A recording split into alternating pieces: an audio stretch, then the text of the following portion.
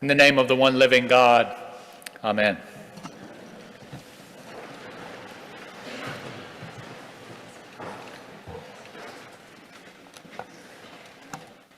Moses says, "See, I have set before you today life and prosperity, death and adversity." Oh my goodness, doesn't that sound so easy? Should I give you a few more minutes to look over the menu? Life and prosperity, death and adversity. No, I think I've decided.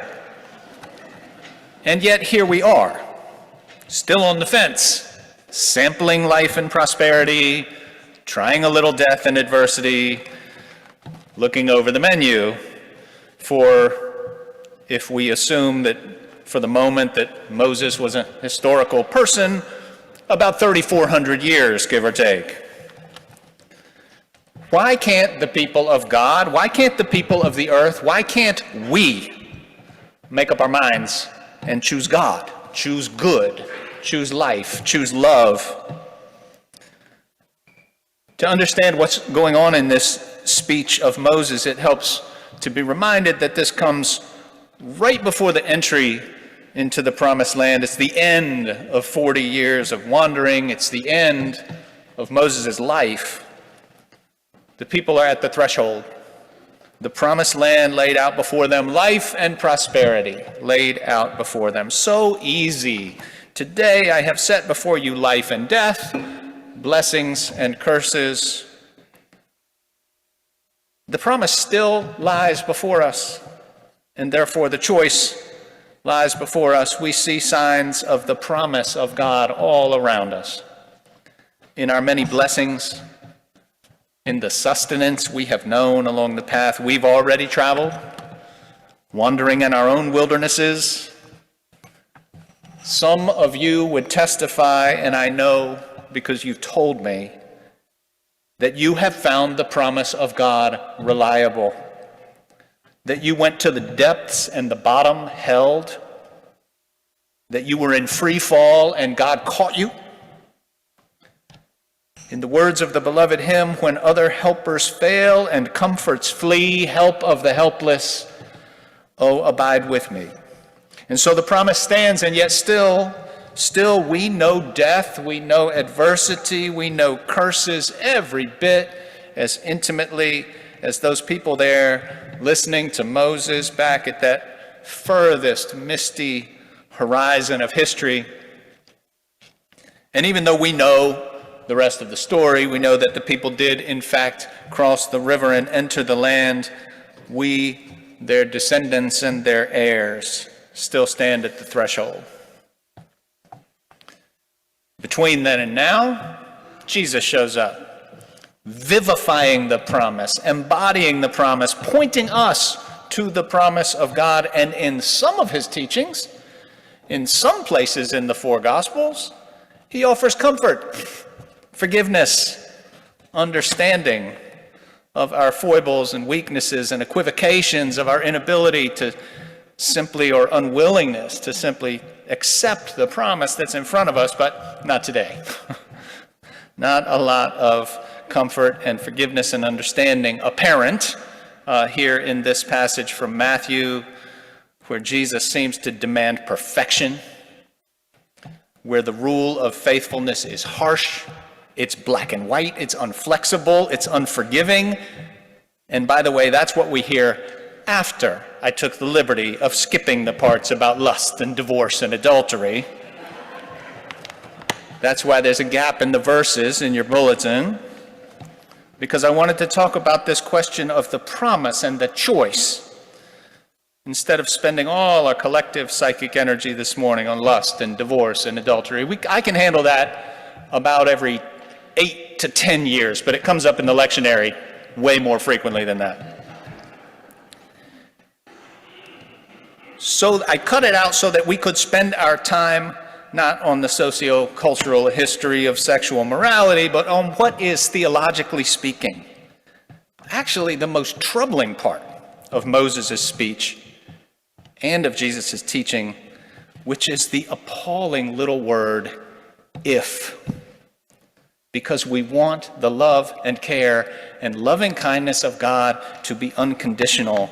And Moses says, if you obey the commandments, if you obey the commandments of the Lord your God will bless you in the land that you are entering to possess. But if your heart turns away and you do not hear, but are led astray to bow down to other gods and serve them, you shall not live long in the land that you are crossing the Jordan to enter and possess. Again, sounds like an easy choice. Except, of course, we know that the people did cross over, and we know that their troubles did not end. Jesus makes the choice even more urgent, the consequences even more dire, the sacrifice necessary to comply even more extreme. He says, if you are angry, you are liable to judgment. If you insult a brother or sister, you're liable. If you call someone a fool, you are liable to the hell of fire. We could just give up and go home. And then, from the part we skipped, if your right eye causes you to sin, tear it out and throw it away.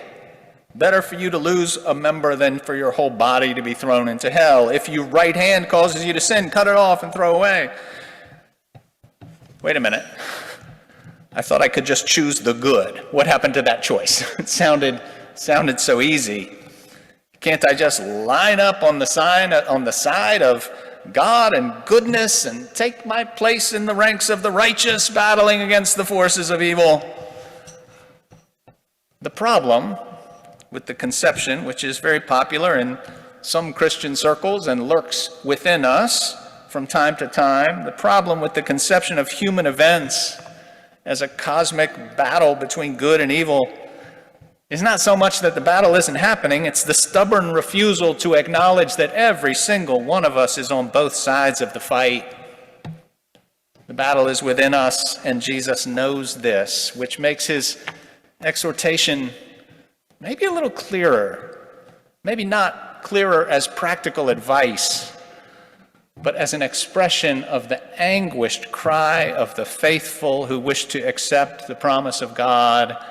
Tear it out, cut it off. But we have long known that we are not capable of purifying ourselves, at least not on this side of the Jordan. In this life, we take our sin with us wherever we go, just as the followers of Moses took theirs across that literal river. And we're not so different. You can move all you want. You can quit your job. You can get married. You can get divorced. You can get ordained. But some part of you that you cannot cut off or throw away will continue to rebel against God. It's not something you can outsmart or outrun or outresolve. We have to believe that Jesus knows this.